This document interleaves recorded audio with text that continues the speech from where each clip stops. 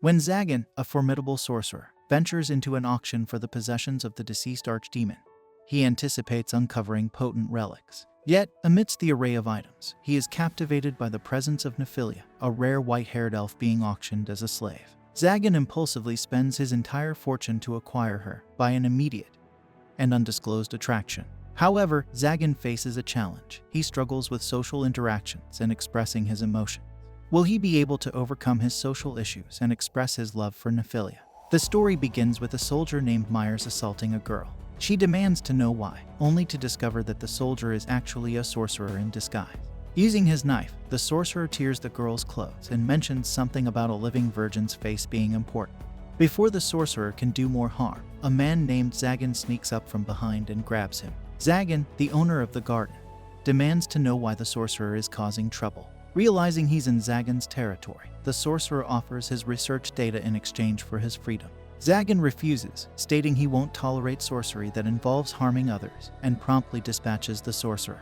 Witnessing the violence, the girl faints, and Zagan worries he may have gone too far. He restores everything to how it was, hoping the girl will think it was all a dream. Noticing a cross necklace on the girl, Zagan realizes she's associated with the church, enemies of sorcerers.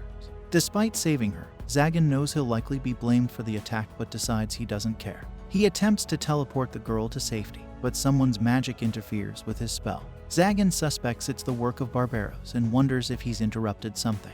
Zagan explains that he was just dealing with a troublemaker in his yard, and Barbaros notices the girl lying nearby has a good amount of mana. Barbaros wonders if Zagan plans to use her for a ritual sacrifice, but Zagan assures him that's not his style, and promptly teleports the girl away. Barbaros expresses disappointment, suggesting Zagan should have let him have the girl if he wasn't going to use her. Zagan brushes off the comment, saying he doesn't have time for such nonsense and needs to go to bed after staying up late reading sorcery books. As Zagan tries to leave, Barbaros stops him, suggesting he could wake up by tweaking his brain with adrenaline.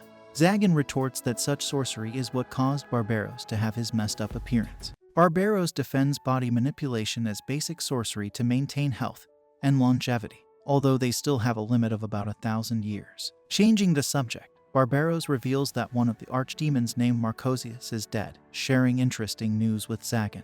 Zagan is surprised to hear this news, explaining that becoming an archdemon grants immense mana and authority over lesser sorcerers. Archdemons are considered the top of the sorcery hierarchy, and out of the 13 archdemons, the one who lived for 1,000 years recently passed away. Barbaros mentions a significant auction happening in Marcosius's territory, where the late archdemons' belongings will be up for sale. The scene shifts to Zagan heading to Marcosius's territory with Barbaros, realizing that Barbaros only informed him about the auction because he wants to borrow money. Barbaros suggests he might buy the legacy himself, but Zagan finds it unfair. Barbaros argues that Zagan is the only one who would lend him money, and if he does, he'll help him meet some nice girls. Zagan brushes off the idea, saying women cause more trouble than they're worth, and notices the city guards acting nervously. Barbaros explains that the city is tense due to a series of kidnapping, with some foolish people snatching women for sorcery experiment.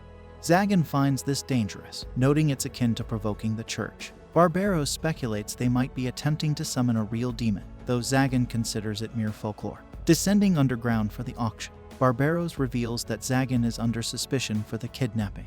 Zagan denies involvement, stating he has no interest in such dark sorcery. Barbaros remarks that orchestrating the kidnappings would be beyond Zagan's capability, as he lacks the necessary allies. Arriving at the auction, Barbaros introduces the prominent figures present, including Valefor the Apparition, Gremory the Enchantress, and Chimerus the Black Blade. Zagan explains that these second names are like titles for sorcerers. Barbaros informs Zagan that they are candidates to become the 13th archdemon, now that old Marcosius is gone, and he himself is one of the candidates. Zagan wonders who decides the 13th archdemon, and Barbaros explains it's determined by the remaining 12 archdemons. Gremory also notices Barbaros, known as the Purgatory, and Zagan, and she questions why Zagan, who is young and lacks a title, is among the archdemon candidates. The auctioneer then presents their final item, explaining it was meant for Archdemon Marcosius, but was left behind after his passing. They reveal it's an elf from the distant northern Holy Land. Zagan is surprised to see the silver-haired elf, and the auctioneer emphasizes the elf's closeness to gods and natural spirits, making her magical properties highly valuable.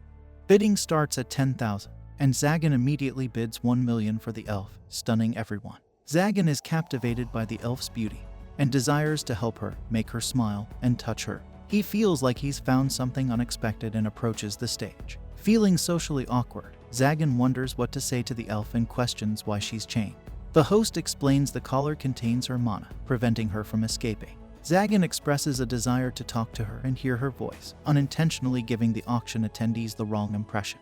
The scene shifts to Zagan in his castle with the girl, feeling unsure about what to do next after bringing her home. He knows he'll have to talk to her eventually, and runs through different conversation scenarios in his head, but none seem right. The elf then asks if she can ask a question, and Zagan finds her voice sweet. He encourages her to ask, and she wonders how she'll be killed, hoping to prepare herself. Zagan reassures her he won't harm her, but noticing the equipment in his room, she fears something worse than death. Zagan explains the equipment belonged to the castle's previous owner, and he has no interest in torture. He struggles to ask for her name, but before he can, the girl introduces herself as Nephilia. Zagan finds her name beautiful and asks about her family name. Nephilia says she doesn't have one and suggests he call her Nephi. Zagan thinks her nickname is cute and asks if it's common for elves not to have family names. Nephilia explains that it's unusual, revealing she's a cursed child. She shows Zagan her undergarments, saying she's a virgin to reassure him, but he asks her to stop. Nephilia thought Zagan was worried she'd be used for experiments, but he assures he won't do that. She questions why he bought her, but Zagan evades, feeling embarrassed about his feelings for her. Despite his excitement about living together, he wants to maintain his dignity. Zagan offers her a room, asking her preferences. Nephilia jokingly wonders if he's asking where she wants to die, but Zagan reassures he won't harm her. He realizes Nephilia may have been sold as a slave and lied to about being a test subject or sacrifice. She doesn't want to discuss it and likely has no home. Zagan empathizes, sharing he didn't have a last name, grew up in the slums, and was called Yagan. He sees a connection between them. Zagan then explains to Nephilia that he bought her because he needed her, urging her not to speak of dying anymore. Nephilia is surprised by his words, but Zagan reassures her that from now on, she will live for his sake.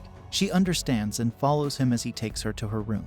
Thinking she deserves a nice view, Zagan asks if she's afraid of heights. Nephilia replies that she isn't, so Zagan leads her to a room on the upper floors. While climbing the stairs, Nephilia stumbles, but Zagan catches her, reminding her to be careful. Feeling embarrassed, he continues holding her hand as they ascend.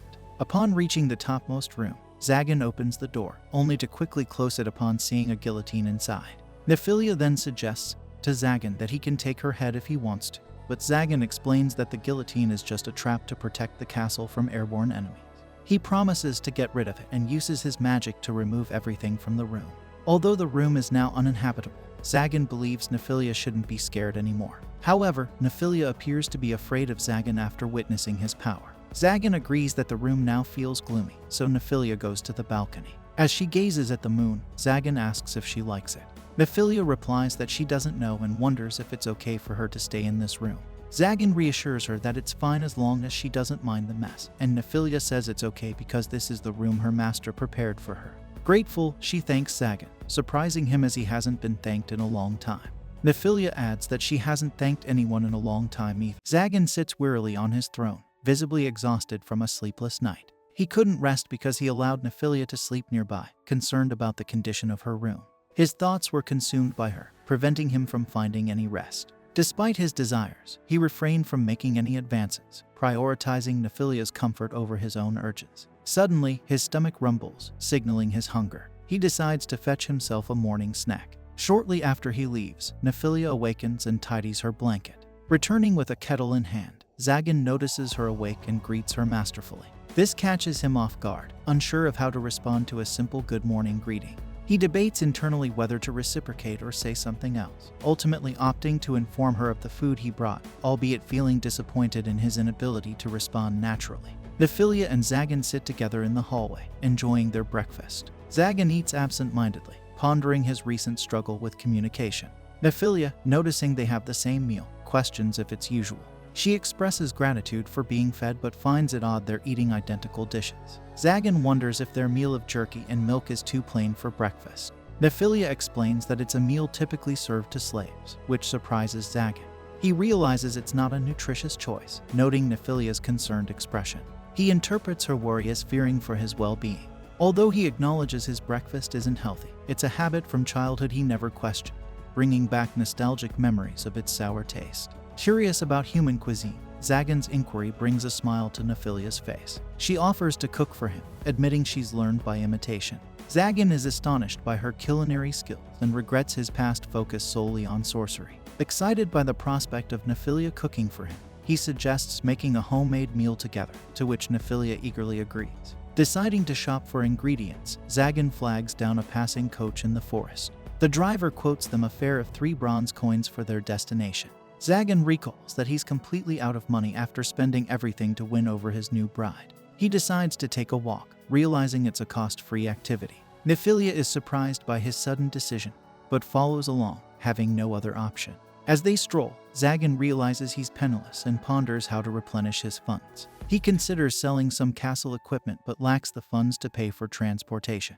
He briefly entertains the idea of robbing the coach driver, but dismisses it, not wanting to tarnish Nephilia's opinion of him. Another idea crosses his mind, selling the entire castle to start a restaurant with Nephilia, but his thoughts are interrupted by a commotion behind them. Turning around, Zagan sees the coach driver being accosted by bandits demanding his belongings. Recognizing them as mere thieves, not sorcerers, Zagan notices Nephilia trembling slightly. Concerned, he asks her what's wrong, but she insists she's fine. Suddenly, he realizes this situation mirrors how Nephilia was kidnapped before. With this in mind, he instructs Nephilia to observe him closely. Pointing his finger, he conjures a bolt of lightning, startling the bandits and averting the threat. Zagan grabs the attention of the bandits, who recognize him as a sorcerer and question his presence in the forest. Despite some uncertainty, they decide to attack him, banking on the belief that sorcerers need breaks between spells. Seizing the moment, they charge at Zagan, prompting him to shield Nephilia behind him to demonstrate her safety.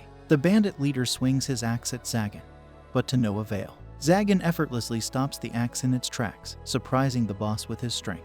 Astonished that the bandit relies solely on force against a sorcerer, Zagan effortlessly dismantles the axe and sends the boss flying with a flick of his hand.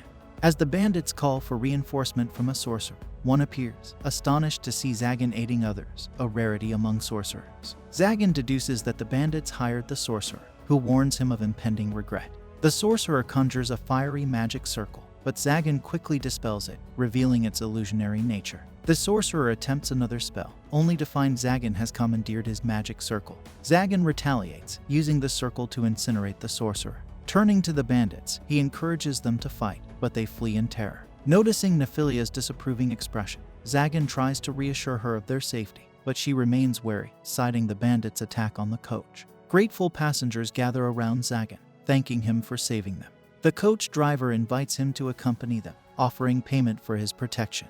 Zagan accepts the payment from the grateful passengers, surprised at how easily he acquired it. He briefly entertains the idea of making a fortune by defeating villains, but dismisses it upon realizing that sorcerers like him are often seen as villains themselves. Despite this, he appreciates the money, as he's previously fought against wrongdoers without receiving thanks. The passengers also praise Nephilia, associating her presence with Zagan's heroism. They hitch a ride on the coach, prompting Nephilia to ask Zagan why he helped the passengers. He explains that it was an unintentional way to reassure her about robbers. Wanting to impress Nephilia, he tries to sound cool by mentioning putting arrogant individuals in their place. But Nephilia's reaction leaves him questioning his choice of words. Unbeknownst to Zagan, Nephilia smiles at his attempt. Arriving at the street market, Zagan decides to buy necessities for Nephilia, pondering what she might need. Spotting a clothing shop, he takes Nephilia inside, where the store owner, Manuela, greets him with hesitation due to his sorcerer status. Zagan introduces Nephilia and instructs Manuela to assist her in finding suitable clothing. Manuela is impressed by Nephilia's beauty but notices the collar around her neck. Choosing to overlook it, she assures Zagan that she'll find something nice for Nephilia. Leading Nephilia away, Zagan feels uneasy about the collar's visibility but recalls the auctioneer's explanation for its necessity. Manuela returns with Nephilia wearing a revealing outfit and asks for Zagan's opinion. Embarrassed, Nephilia walks out, prompting Zagan to scold Manuela for the choice. However, Manuela defends herself, explaining that she was trying to cater to Zagan's preference. Feeling uncomfortable, Nephilia asks Zagan to stop looking at her. Zagan instructs Manuela to find Nephilia more suitable attire, and she complies, suggesting a traditional maid outfit. After Nephilia tries it on, Manuela highlights its quality, and the added comfort features of the boots. Zagan turns to Nephilia for her opinion, but she expresses her readiness to accept whatever is offered to her. Concerned that Manuela might choose another embarrassing outfit, Zagan advises Nephilia to quickly agree to the maid outfit. They leave the shop, and Manuela expresses gratitude for their patronage, noting Nephilia's fortunate situation with a caring master, which surprises Nephilia. Zagan then informs Nephilia that they will visit a blacksmith shop. Inside, the blacksmith inquires about Zagan's needs. Zagan requests the removal of Nephilia's collar, surprising her. He explains that she no longer needs it, as its presence reminds her of being the Archdemon's property. The blacksmith explains that he cannot remove the collar because it's enchanted beyond his expertise. Additionally, attempting to remove it improperly could endanger Nephilia's life due to the trap within the collar. He advises Zagan to use the collar's original key for safe removal. Zagan understands that the key to Nephilia's collar must be at the late Archdemon's castle since no one possessed it at the auction. He offers the blacksmith payment for the advice, but the blacksmith refuses, citing a past favor Zagan did for him. The blacksmith recalls how Zagan saved him and his daughter during a previous year when their coach was attacked, even though they fled in fear. Zagan takes back his coins, and the blacksmith insists Zagan visit if he ever needs help. As they leave the shop, Zagan feels unsettled by the sudden kindness of others towards him. He notices the positive impact Nephilia has on people just by being near him. Finishing their shopping, Zagan realizes the day is ending. Deciding not to burden Nephilia with cooking after a long day, he takes her out for dinner. During dinner, Nephilia asks if Zagan plans to remove her collar. Zagan confirms he intends to do so, but Nephilia questions if he's concerned she might run away when it's off. Zagan understands that Nephilia might want to run away once he removes her collar, but he explains to her that he can't do it yet, so she shouldn't expect it to happen soon. He criticizes himself for not being upfront about his intentions, even if she decides to leave. Observing Nephilia struggling with her food, Zagan wonders if she's unfamiliar with using a fork. She admits it's her first time eating in this manner. Zagan reflects on why Nephilia captured his attention initially. He sees in her someone who, like him before gaining power, is trying to navigate a world where they feel out of place. Encouraging her to eat freely, Zagan assures her that the meal will be more enjoyable than the plain breakfast jerky. Nephilia attempts to pick up a berry with her fork but struggles. Switching to a spoon, she successfully eats it and finds it delicious. Zagan tries to use his fork but fails, prompting Nephilia to offer him a berry with her spoon. Despite internal moral considerations, Zagan decides to set them aside and eats from her spoon. He compliments the taste of the berry, but both feel too embarrassed to make eye contact. Nephilia notices that Zagan doesn't give her explicit instructions, so she asks if she can assist him in any way she sees fit. Zagan agrees, and he offers her a berry from his plate using his fork. They both feel embarrassed when other diners chuckle at their interaction. As they exit the restaurant, Zagan feels content with their master-servant dynamic. Meanwhile, Chastel, the woman Zagan rescued, is revealed to be a knight. Lost in thought, she ponders why a sorcerer would come to her aid. Suddenly, Lord Clavewell enters the room and praises Chastel for thwarting the kidnappers along the roads. He informs her that there's more to be done because they've discovered that the culprit behind the kidnappings is Zagan. Shocked, Chastel denies this accusation. But Lord Clavewell insists that even if mistaken, Zagan must be apprehended solely for being a sorcerer. He emphasizes that sorcerers are inherently wicked and must be brought to justice. As Nephilia pours Zagan some tea, his eyes catch her ears wiggling slightly, and he wonders if it's a sign of her happiness with his compliments. Settling down for breakfast, Zagan asks if Nephilia has eaten yet. She admits she hasn't, prompting Zagan to suggest they eat together. Surprised, Nephilia explains she only prepared enough for him, leaving Zagan wondering if she intended to skip breakfast. Realizing she forgot to prepare for herself, Nephilia hesitates, but Zagan insists on sharing his meal. He invites her to sit at the table, but she protests, having only set up one seat. Zagan suggests she sits on his lap, assuring her it's acceptable. Despite feeling embarrassed, Nephilia complies with his request. Zagan is taken aback by her obedience, but proceeds to feed her. Nephilia finds sitting on his lap uncomfortable but doesn't resist. Zagan encourages her to remember to prepare a seat for herself next time, to which she agrees. However, he reassures her that he doesn't mind if she sits on his lap again. Accepting his words, Nephilia serves him some soup, prompting Zagan to suspect she's teasing him. Nonetheless, he tastes the soup, finding it warm and delicious, a sentiment echoed by Nephilia. A few days later, Zagan is perched on a ladder, engrossed in reading books in the library. Nephilia enters, curious about what he's always studying.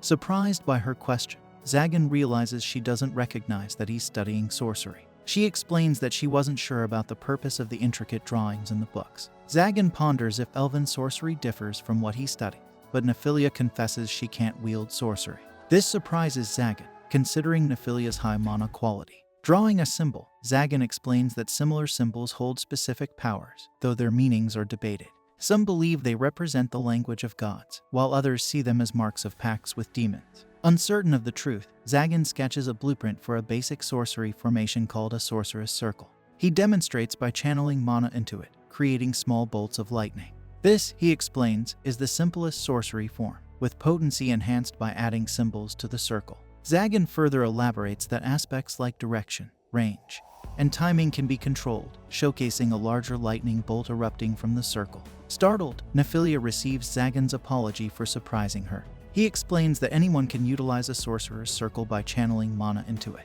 Zagan adds that while sorcerers can hijack another's circle, there are restrictions in place. He mentions that the structure of the magic circle is referred to as a circuit.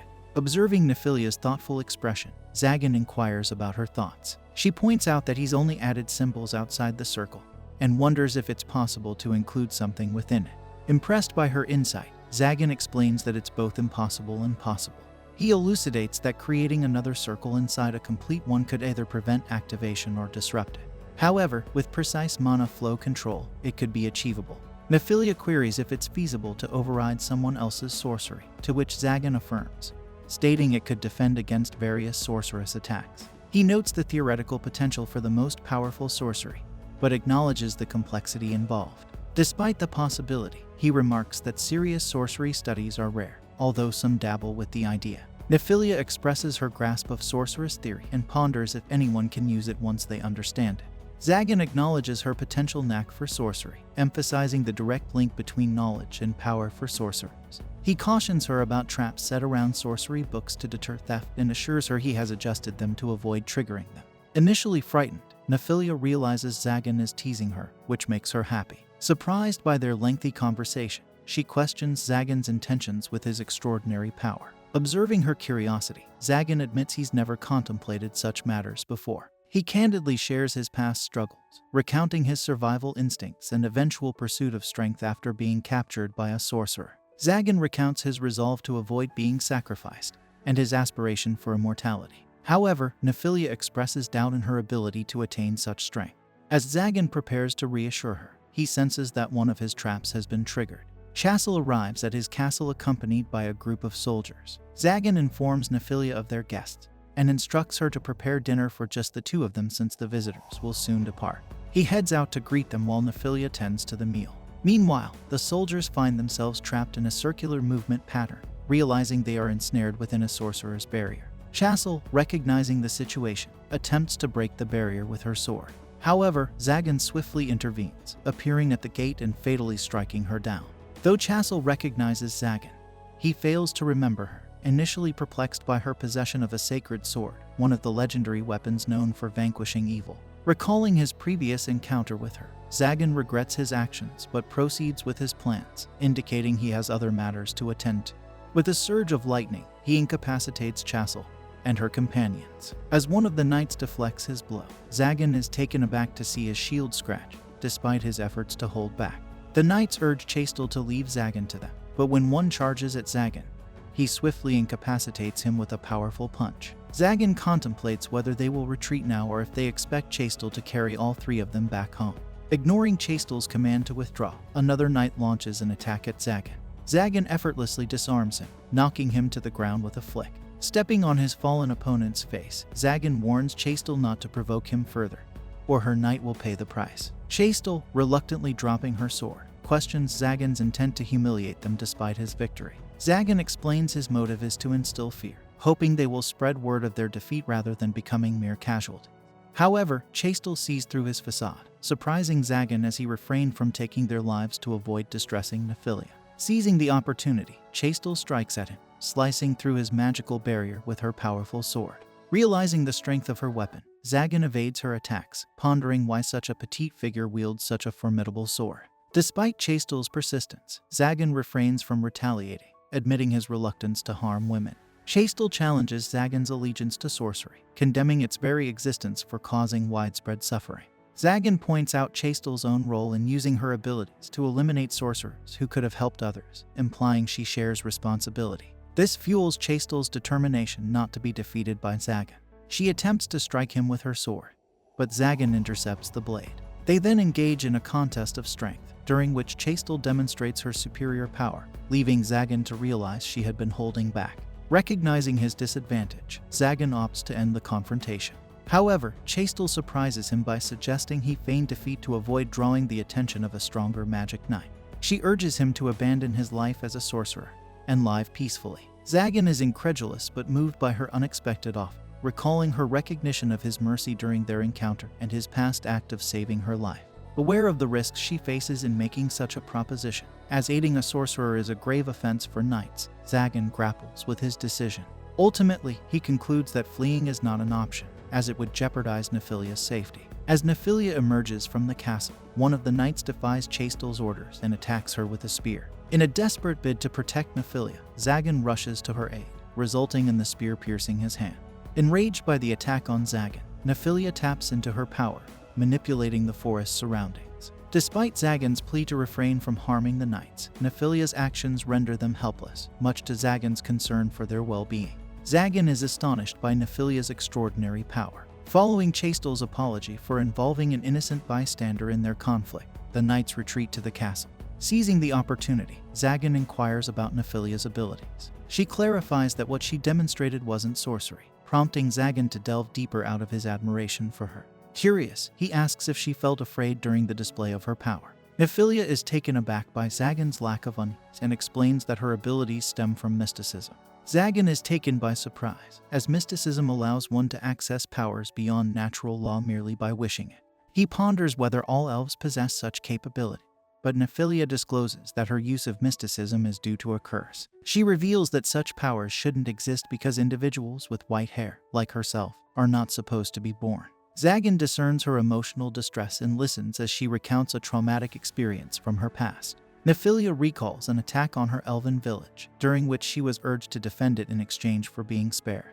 Overwhelmed by the responsibility, she surrendered herself while others attempted to flee. Witnessing the capture of those who fled, she experienced a twisted sense of satisfaction, questioning her sanity for deriving joy from their demise. Zagan realizes the source of her reserved demeanor and offers reassurance. Contrary to her fears, he doesn't view her as a horrible person and accepts her for who she is. Zagan expresses to Nephilia that if he had been in her situation, he would have retaliated against the attackers and possibly the entire village. Nephilia confesses her fear of not being forgiven by the villagers, but Zagan advises her not to concern herself with those who have passed away. He encourages her to embrace her ability and live a fulfilling life, emphasizing that neglecting her strength would be a disservice to those less fortunate. Recalling an encounter with a girl he once rescued from bandits, Zagan reflects on her privileged upbringing, which he believes made her weak. Determined not to follow the same path, he resolved to strive for strength. Assuring Nephilia of her importance to him, Zagan reminds her of his need for her presence. Moved by his words, Nephilia questions if she truly has the right to peacefully coexist with him. Zagan reassures her, expressing his inability to imagine life without her. Touched, Nephilia becomes emotional, prompting Zagan to offer his support and comfort. This brings an end to our episode. If you enjoyed it, then don't forget to like, share, and subscribe. More of this anime recaps.